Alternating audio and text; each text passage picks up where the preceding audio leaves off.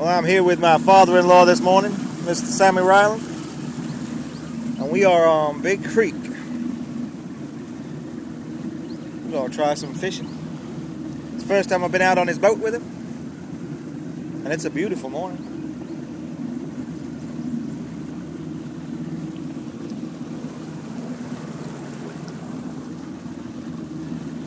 I need a lot of practice with trailers.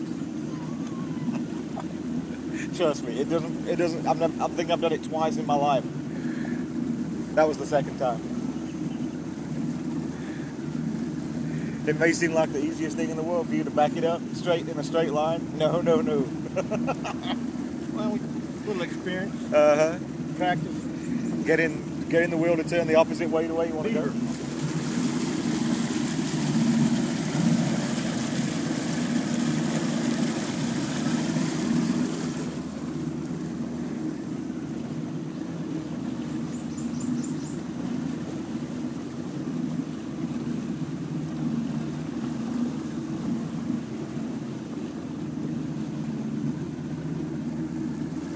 So that's the effect of the beaver like there that's chewed that? Okay. Oh yeah, the tree. Yeah, yeah, the tree stump.